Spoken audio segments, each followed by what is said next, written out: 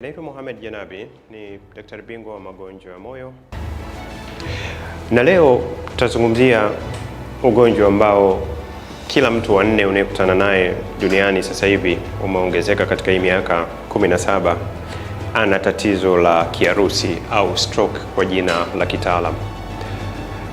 Na nitachoeleza hapa ni dalili kubwa au viashiria vinavyokuambia umepata stroke au utapata stroke.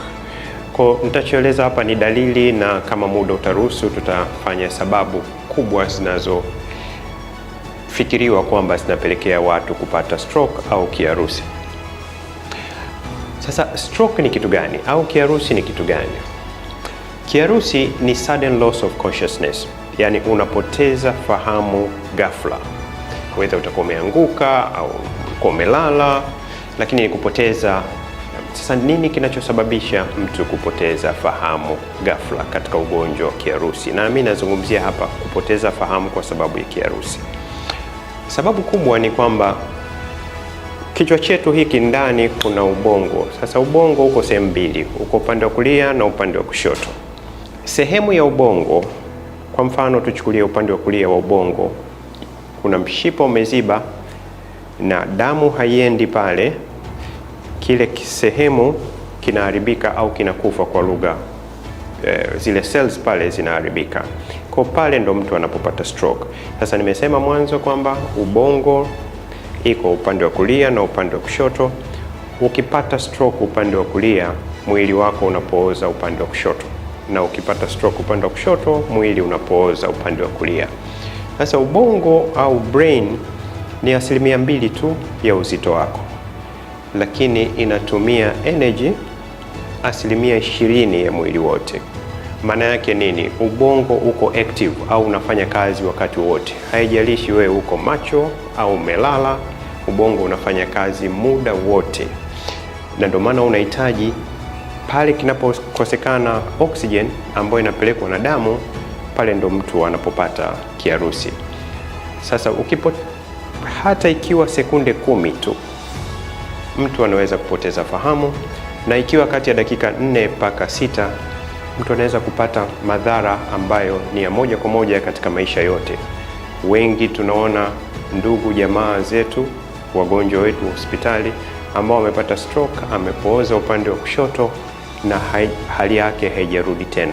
Kwa unaweza kuona umuhimu wa hii oxygen inotakiwa kwenda kwenye ubongo na inapelekwa na damu. Sasa kuna aina mbili kubwa za stroke. Aina ya kwanza inaitwa ischemic, ambao ni 87% ya wagonjwa wote. Ukiwa na wagonjwa 100, wagonjwa karibu 87 watakuwa na hii aina ya kwanza. Sasa hii nini inamaanisha ischemic stroke? Ischemic stroke ni pale mshipa wa damu unapoziba. Sasa unaweza kuziba kwa sababu ya kuna clot, kuna damu imeganda pale, kwa kipande cha huku hakiwezi kupata damu kwa sababu kuna kuwa na blockage. Kama vile kuna barabara alafu uweke mawe katikati, kuna kuwa na blockage, magari hayawezi kwenda upande wa pili. Sasa ule upande wa pili kama ni kwenye kichwa, ni brain, ndo pale mtu anapopata stroke. Na bahati mbaya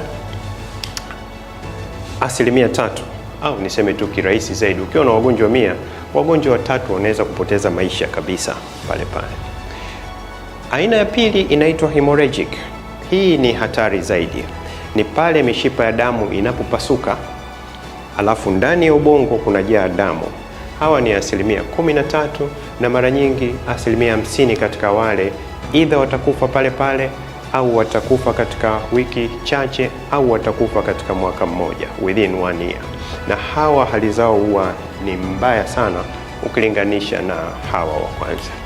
Then kuna hii aina ya tatu ambayo inaitwa transient ischemic attack au TIA. Hii ni tunaita mild form of stroke, sio kali sana, na nitaelezea kwa kirefu huko mbele. Sasa najaribu kueleza kile nilichokieleza. Hizi aina zetu mbili kubwa, hii ni ischemic stroke, na hapa utaona kwenye ubongo hii ni mishipa ya damu. Kwa hiyo kukiziba hapa kwa sababu ya mafuta haya au nini, kipande hiki huku hakipati damu, na kama akipati damu maana yake akipati oxygen, kwa hiki kinaharibika, ndo pale mtu anapopooza. Nakumbushia tena, ubongo upo upande wa kulia na upande wa kushoto. Ukipata stroke upande wa kushoto unapooza upande wa kulia, na ukipata upande wa kulia unapooza wakati wa kushoto. Na observation, tafiti zinaonyesha wengi sisi tunaotumia upande wa mkono wa kulia tunapata stroke upande wa kushoto, na wale wanaotumia mkono wa kushoto, lakini hizo ni tafiti tu. Na aina ya pili ambayo nilisema ni asilimia 13 ya wagonjwa wanapata, na utaweza kupoteza ugonjwa asilimia 50, ni pale mshipa unapopasuka, na nitaeleza sababu. Kwa damu inajaa huku na inapelekea mtu kupata kiharusi. Sasa hii aina ya tatu niliyoizungumzia, na nilisema hii ni inapita, ni temporary, ni kwamba kunakuwa kumeziba kiasi, na kwa sekunde tu chache mpaka maybe dakika 2, na mtu pale anapoteza nguvu au analegea upande mmoja, whether ni kushoto au kulia. Lakini mara nyingi dalili zote zinapotea katika masaa 24. Yani katika ile siku moja, masaa 24, within 24 hours mgonjwa anarudi kwenye hali yake iliyokuwa sawasawa kabisa. Kwa hiyo kunakuwa hamna ile damage ya kudumu au permanent damage. Lakini nini kinachokuambia hapa? Inakupa tahadhari kwamba kuna siku utakuja kupata sasa stroke kubwa, moja aina zile mbili nilizozitaja pale mwanzo. Naomba kusisitiza kuhusu hii stroke ambayo huwa ni mild, watu wanaiona mitaani na wanaidharau. Narudia tena, hii inaitwa mini stroke au stroke ndogo au kiharusi kidogo. Tunatumia neno lingine pre-stroke, kwamba inakupa tahadhari kuna siku utakuja kupata stroke, kwa sababu 1 ya 3 ya hawa wagonjwa wanaopata hii stroke ndogo huwa wanaishia katika mwaka ule ule kuishia kupata kiharusi kamili. Na tafiti zinazoonyesha asilimia karibu 40 katika siku 7 baada ya kupata hii wanaishia kupata kiharusi kamili. Sasa bahati mbaya, kwa sababu tafiti, mtu anaipata hii nyumbani, haripoti hospitali, au inaishia wamechuana kidogo nyumbani, mtu amekuwa amepona. Kwa hiyo hatupati ripoti zote kamili, kwa hatujui namba asilia ambayo watu wamepata hii stroke ambayo ni minor stroke. Sasa nini dalili sisi kama madaktari tunaziona tunapoletewa mgonjwa kwenye kitengo cha dharura? Nini tunachokiona? Kwanza tunapewa history kwamba huyu mgonjwa ghafla kapoteza fahamu, manake na kapooza upande mmoja, unilateral.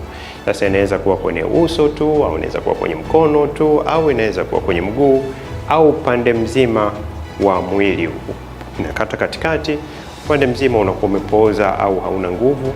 Mgonjwa hawezi kuzungumza vizuri, hawezi kutembea, hawezi kusimama.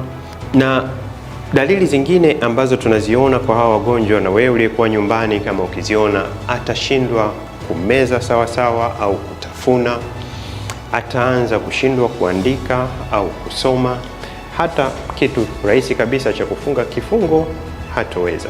Hivyo vyote vinaashiria mgonjwa wako amepata kiharusi au amepata stroke.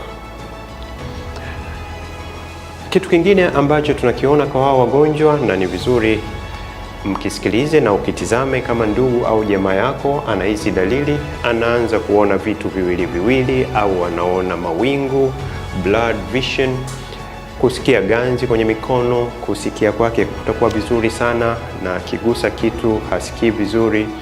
Na baadhi ya wagonjwa wanaanza kusikia harufu ambayo haiko sawasawa. Kwa zile sense kubwa 5 zote, kusikia, kuona, kuonja na kadhalika, zote na zenyewe zinaathirika, kwa sababu hizi zote control yake iko kwenye kichwa. na ndio maana kule, kwa sababu kumeathirika, na hivi vitu vingine vyote vinakuwa vimeathirika. Sasa nini hasa tofauti kati ya hii minor stroke tuliyosema TIA? Kiuhasa hizi zote ziko sawa. Tofauti yake kubwa ya hii aina ya 3 ya stroke na hizi mbili ni kuna kitu kinaitwa severity, kwamba hii kidogo haina yale makali makubwa, na katika masaa 24 inakuwa imetoka hii TIA, transit ischemic attack. Lakini ukipata zile aina mbili zingine za stroke, dalili zake zinakwenda zaidi ya masaa 24, na baadhi ya wagonjwa kama nilivyosema hapo awali ni kwamba wanaishia kupata permanent damage au kilema cha maisha. So ni muhimu sana kujua nini vinavyoweza kukupelekea kupata kiharusi. Sasa kabla sijaenda nini kinachoweza kukupelekea kupata kiharusi, dalili zingine ambazo wagonjwa wanaweza kuja nazo ni kusikia kichefuchefu, kutapika, wanakuwa wamechoka kupitiliza, kichwa kinauma sana, na naomba kusisitiza sio hiki kichwa cha kawaida. Wagonjwa hawa stroke huwa kichwa kinauma sana, na baadhi ya wagonjwa tunaona ndugu wanakuwa wanaona wanazungumza vitu ambavyo havieleweki, au ghafla tu amekasirika na kadhalika. Kwa hiyo ni muhimu sana hizi dalili, ndugu jamaa mliokuwa karibu ya mgonjwa, mkianza kuona hivi viashiria vinaelekea kupelekea kwamba mgonjwa wako amepata kiharusi. Sasa labda nini ukubwa wa hili tatizo? Ni zaidi ya watu milioni 100 duniani sasa hivi wanaishi na huu ugonjwa wa kiharusi, na bahati mbaya hii miaka 30 iliyopita, unaweza kuona kwenye mwaka 90 tulikuwa na wagonjwa milioni 54 tu. Kuja mwaka 2019 namba ile imekwenda mara 2 ya ile, zaidi ya wagonjwa milioni 100 walikuwa tayari wana kiharusi. Sasa kinachotia wasiwasi kikubwa kwetu sisi, asilimia 89 ya wagonjwa wa stroke wako kwenye nchi zetu zinazoendelea na hizi zenye income ya katikati. Ukiangalia Afrika, zaidi ya watu milioni 15 wana kiharusi. Sasa nini sababu kubwa? Mtazielezea huko mbele, lakini inachokuonyesha kutoka mwaka 99 mpaka tulipokuja kufikia 16, na kila mtu wa 4 unayekutana naye anakuwa na tatizo la kiharusi, aina yoyote katika zile 3 nilizozionyesha. Na kitu kinacho strike kikubwa katika tafiti zetu sasa hivi, zamani ilikuwa ukisikia mtu anapata stroke ilikuwa ni watu wazima miaka 70 kuendelea. Bahati mbaya sasa hivi asilimia 63 ya wanaopata kiharusi wana umri chini ya miaka 60.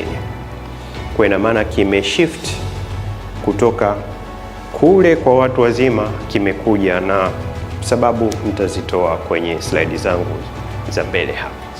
Sasa naomba kulielezea kwa kina zaidi. Tulisema kiharusi sasa hivi kimebadilika sana ukilinganisha na miaka 30 iliyopita. Kwa wenzetu kule ilikuwa wanapata kuanzia miaka 70 kuendelea, huku sisi ilikuwa kuanzia miaka 60 kuendelea, na hizo namba zinatofautiana kwa sababu ya urefu wa maisha. Maisha yetu tukichukulia Tanzania kwa data tulizokuwa nazo sasa hivi, nafikiri kina mama ni miaka 62 na kina baba ni 54. Lakini ukiangalia sasa nini kilichotokea miaka ya karibuni, kiharusi kimekuwa zaidi, kimeshuka kwenye umri kinaowashambulia. Naomba tutizame hii slide. Upande huu wa kushoto ni kina baba na upande huu wa kulia ni kina mama. Utatizama kuanzia umri wa miaka 18, ili grupu la kwanza, miaka 18 mpaka 34, miaka 34 mpaka 48, 44 na miaka 45 mpaka miaka 54. Huu ni upande wa kina baba, na upande wa kina mama hivyo hivyo. Sasa hizi rangi nini zinazoashiria? Magonjwa ambayo yanaweza kukupelekea wewe kupata kiharusi. Na utaona rangi ya blue kwa kina baba na kwa kina mama, ili ni shinikizo la juu la damu, high blood pressure. Ni riski ya kwanza ya kukupelekea wewe kuweza kupata kiharusi. Ukitizama hii rangi nyekundu, hawa ni wale wagonjwa ambao mafuta yamezidi mwilini, tunaita dyslipidemia kwa lugha ya kitaalamu. Ukitizama sababu ya tatu, hii ya kijani, hawa ni wale wagonjwa ambao wana kisukari, ambao inawaongezea risk ya kuishia kupata kiharusi. Na ukitizama hii rangi ya papo, ni watu wanaovuta sigara kwa wingi, na ya mwisho kabisa hii ya blue ni wale watu wenye uzito mkubwa kupitiliza au obesity. Kwa hizi ni risk factor 5 kubwa, lakini nitazieleza kwa kina kwenye slide yangu inayofuatia. Sasa hizi ndio sababu kubwa duniani au risk factor kubwa duniani. Mgonjwa akiwa na kiharusi, sisi hospitali lazima tuulize moja hizi sababu, kwa sababu ndio zinaopelekea watu kupata ugonjwa wa kiharusi. Na utaona ya kwanza kama tulivyoonyesha kule kwenye graph ni shinikizo la juu la damu, high blood pressure, ulaji wa vyakula ambavyo sio sahihi sana, venye wanga mwingi, venye sukari nyingi. Na nazungumzia hapa sio watu wanakatazwa kula vyakula, lakini tunashauri sana kula kwa wastani, kwa sababu vinapozidi mwili, nilisema kwenye slide podcast zetu zilizopita kule kwamba mwili hauwezi kutunza wanga na hauwezi kutunza sukari, unaibadilisha, unaiweka kwenye mafuta na kwenda kunani mbalimbali. Uzito uliokithiri, wagonjwa wa kisukari, unywaji wa pombe uliokithiri, uvutaji sigara uliokithiri, magonjwa ya figo, kutofanya mazoezi au kutokuwa active. Kwenye mkusanyiko mkubwa kuna kitu kinaitwa pollution, na hivi navyo vinapelekea. Na hapa ningependa kuielezea hii kidogo kwa kina. Pale tunapozaliwa, mishipa yetu ya damu inakuwa uko mzuri kabisa, uko round, umezunguka, hauna tatizo, damu inapita vizuri. Sasa kwa sababu ya lifestyle yetu kubadilika, na ulaji usiokuwa sahihi sana, mafuta, hii njano ni mafuta, yanaanza kidogo kidogo tu, yanafikia hatua yanakuwa mengi. Sasa unaweza kulinganisha mzunguko huu hapa wa damu unapita vizuri kabisa, huu umekuwa mdogo, ndo watu wanapoishia na kiharusi, au ikiwa kwenye moyo wanapata mshtuko wa moyo, heart attack, na hapa imeziba zaidi. Kwa hiyo utaona kwa sababu mwili ukishakuwa na mafuta mengi, ni lazima ukatafute mahali pa kuweza kujiziba. Na nafikiri huko siku za usoni tutakuja kutoa somo lingine. Kuwa mwembamba hakuashirii kwamba wewe huna mafuta. Kuna kitu kinaitwa kwa Kiingereza huko thin but fat, nitakuja kulitolea somo. Kwa hiyo mafuta yanaenda kukusanyika sehemu mbalimbali, sio lazima kwenye kitambi, kwenye mishipa ya damu, na hii inaweza kukupelekea kwa somo la leo ukapata kiharusi au ukapata mshtuko wa moyo, heart attack. Naomba nimalizie kwa kukumbushia tena kwamba chochote tunachokula kina vitu viwili tu, either kwenda kukusaidia kuongeza nguvu yako ya mwili na kupigana na wadudu wowote au maradhi yote utakaweza kupata, au kwenda kuwajenga wale wadudu ili uendelee kuumwa zaidi. Asante.